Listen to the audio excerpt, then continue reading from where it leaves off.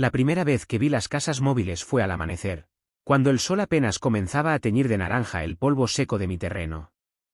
Pensé que era una ilusión, una mala pasada del cansancio, pero no, allí estaban.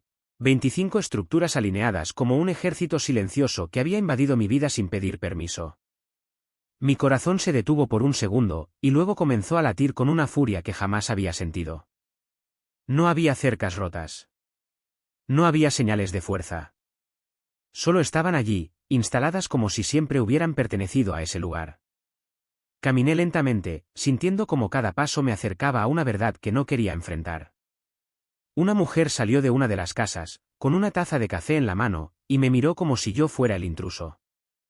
¿Necesita algo?, preguntó con una calma que me descolocó.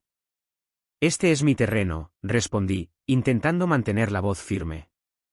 Ella sonrió. Eso ya no es tan simple.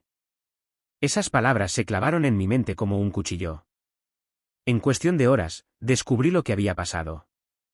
La JOA, esa asociación de propietarios que siempre había sido un simple nombre en documentos aburridos, había decidido que mi terreno abandonado era perfecto para una solución temporal de vivienda comunitaria. Habían presentado papeles, firmado acuerdos con el municipio, y de alguna manera, habían ignorado completamente mi existencia. Yo, el dueño legítimo, había sido borrado. Los abogados me dijeron que sería una batalla larga. Costosa. Desgastante. Que la JOA tenía recursos, influencia, y un ejército de documentos diseñados para confundir. ¿Podrías intentar negociar?, me sugirió uno. Quizá obtener una compensación. Pero yo no quería dinero. Quería justicia. Aún así, no hice nada inmediato. No llamé a la policía. No envié cartas legales. No levanté la voz. En cambio, hice algo que dejó a todos desconcertados, los dejé quedarse. Durante semanas, observé. 25 casas móviles significaban 25 historias. Niños jugando entre el polvo, madres cocinando en pequeñas cocinas improvisadas, hombres saliendo temprano a trabajos que apenas los sostenían. No eran invasores maliciosos. Eran personas que habían sido utilizadas como piezas en un juego que ni siquiera comprendían. Y eso lo cambiaba todo. Una noche, un niño se acercó mientras yo estaba sentado en mi camioneta, mirando el terreno. ¿Tú eres el dueño?, preguntó. Asentí. Mi mamá dice que quizá nos tengamos que ir, otra vez. ¿Otra vez? Esa palabra me golpeó más fuerte que cualquier documento legal. Ahí entendí algo que los abogados nunca podrían explicarme. No era solo una pelea contra la JOA. Era una decisión sobre quién quería ser yo. Pasaron meses. La JOA se volvió confiada. Pensaron que mi silencio era rendición. Comenzaron a hacer mejoras, instalaron conexiones de agua, incluso planearon construir una pequeña área común. Yo no dije nada. Pero en secreto, trabajaba.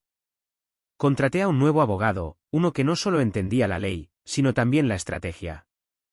Reunimos pruebas, rastreamos documentos, descubrimos irregularidades en cada paso que habían dado. Habían actuado sin consentimiento, falsificado firmas, manipulado registros. Habían cometido errores. Y yo estaba esperando el momento perfecto. Mientras tanto, comencé a conocer a la gente. Reparé una cerca rota para una familia. Ayudé a un anciano a arreglar su generador.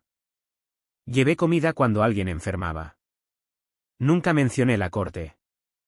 Nunca mencioné la escritura. Solo estuve allí. Y poco a poco, dejaron de verme como una amenaza. Comenzaron a verme como alguien en quien podían confiar. Eso fue lo más difícil de todo. Porque sabía lo que venía. El día de la audiencia llegó sin avisarles. La JOA estaba segura de que todo estaba bajo control. Habían construido una narrativa donde ellos eran los héroes, proporcionando viviendas a familias necesitadas.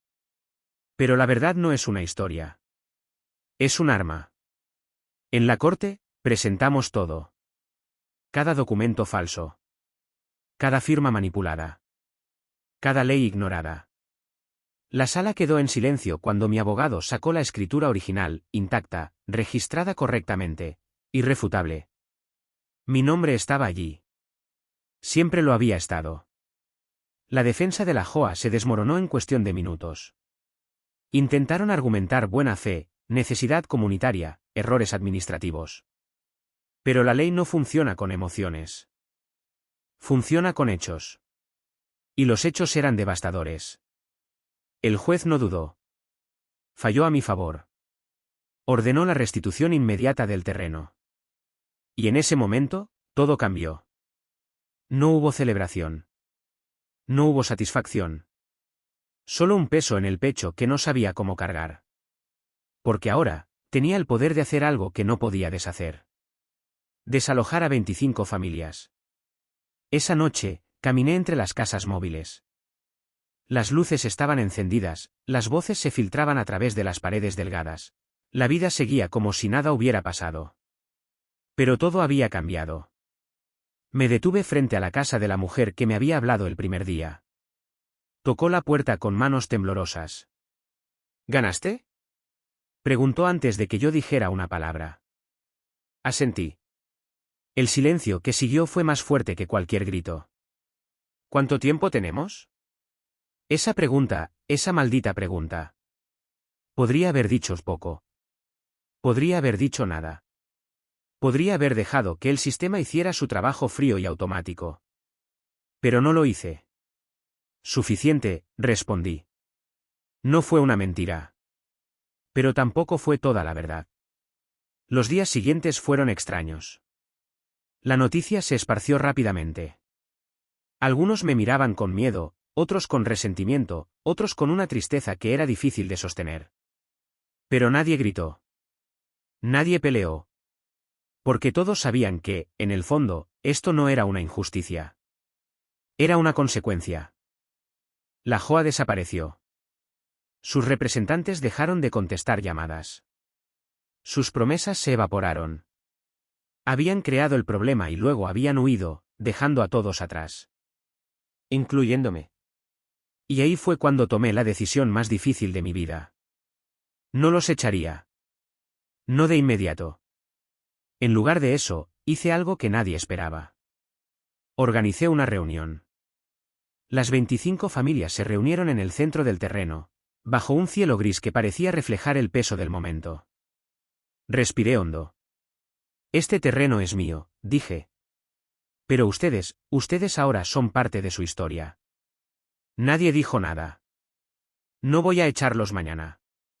Ni la próxima semana. Pero esto no puede seguir así para siempre. Un hombre levantó la mano. ¿Entonces qué pasará? Lo miré directamente. Vamos a hacerlo bien. Lo que siguió fue un proceso lento, doloroso, pero transformador. Trabajé con organizaciones locales, busqué soluciones reales, encontré programas de vivienda, oportunidades de reubicación digna. No fue fácil. Algunos se resistieron. Otros lloraron. Pero paso a paso, las casas comenzaron a desaparecer. No como una expulsión, sino como una transición.